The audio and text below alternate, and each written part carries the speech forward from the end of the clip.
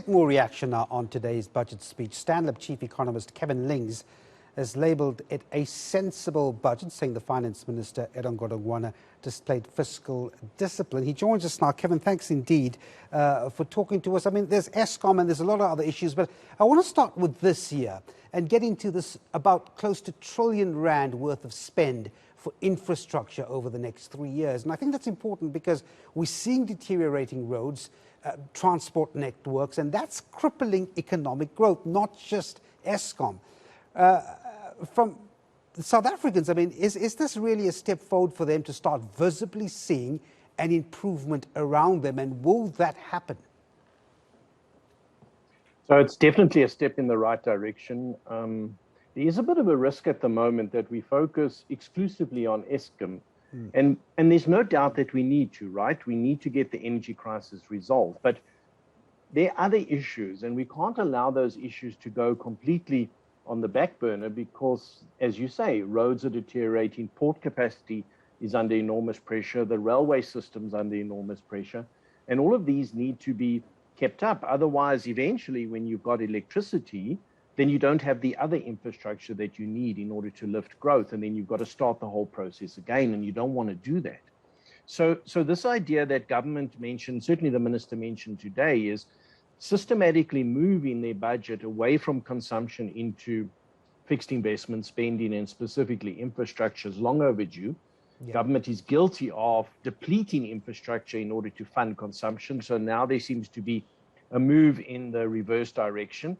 I think it's going to be a while before we see it physically on the ground. And that's a crucial thing. If you go back to when we did the Soccer World Cup, one of the things that lifted confidence at the time was that you could see the stadiums being built. You could see the infrastructure being renewed. You could see the airports being invigorated. And you need to see that again, and then that instills confidence. So I think that's the path we want to go to. The budget is facilitating that a little bit more, but I think it's a bit of a longer road before we see it physically and get the confidence boost. Yeah, bang for your buck as well. Kevin, he avoided tax hikes, right? That was expected when we spoke before the budget. A few incentives in the solar for homes and businesses. It's not easy to do when you're trying to go ahead and balance the books here on everything. But from those tax measures, or keeping the tax stable and then still balancing off with other measures, to what extent is that relief for the average consumer? I think that within the context of what the minister is facing, the constraints, that's pretty much the relief, the maximum relief he can provide. We're not in a position where we can go and substantially cut taxes. That's just not going to work. Plus, we have to be mindful that in the background, the Reserve Bank is putting up interest rates to get inflation down. And if we cut taxes substantially, then we're counteracting what the Reserve Bank is trying to do. So that is something that is not insignificant. So within the context of the fiscal constraints, I think he did very well. He didn't do the fuel levy. He could have. He didn't do the road accident fund. There were no other taxes. And the relief for the threshold, the 15 billion for bracket creep, or the impact of inflation, is pretty much at the maximum you can do in that category, and that's going to be meaningful. So I think he did well to provide the relief. Obviously, it's never going to be enough, and I think it does at least acknowledge that households are facing a cost of living constraint. Yeah, one number that stands out that kind of makes one worried is the fact that our debt servicing costs are high. I mean, higher than the budgets of health and security. And we will have to continue to borrow, as I understand it, Kevin Lings, if the economy doesn't produce the growth and the subsequent tax revenue. You think we'll get this debt in order? So for the next couple of years, the minister's saying no, it's going to continue to move higher, and it's going to get up to 76, government debt, 76% of GDP. And that's incredibly high for a country like South Africa. And I just want to put that into context. When Trevor Manuel was Minister of Finance, and in his final year as Minister of Finance, that was 2009, government debt was 26% of GDP, 26.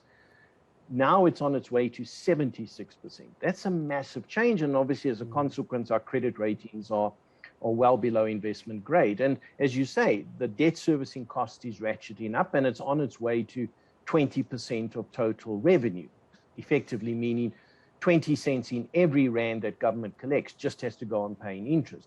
That is not a good position to be in. What the minister is hoping is that you get past that, and then if you go beyond that, in other words, if you're willing to have a 10-year outlook for South Africa, then hopefully the debt situation starts to improve.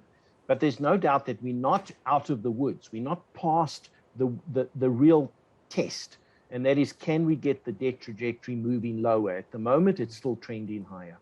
And as I let you go, Kevin Lings, he was reserved on social grants. 5% of an increase for all the grants, but the social relief distress grant left at 350 Rand. Is that a signal, you think, on the caution over grants and the future of them? I think it is. I think it's a very clear signal that it's exactly that. In the last budget, the minister said that he doesn't want to have a permanent increase in expenditure that is not accompanied by a permanent increase in revenue. Now, that's a very important principle. And that's been applied to the social grant, certainly the social relief of distress grant. And so there's a risk that you make all of these incremental grant increases permanent, and then that's it. It's locked in, and it's very difficult to escape that. And I think this is a message that the government doesn't want to go in that direction and wants to at least try and contain the overall increase. There's a huge number of people that receive those social payments. It's not sustainable, not on the tax base we've got. And I think the minister was right to try and avoid the ratcheting up of all of the grants. And as you say, 5%, that's in line with inflation. It's a fair increase, but it's certainly not an excessive increase. Kevin Lings, Chief Economist at Stanlib, thanks indeed for talking to us. All right.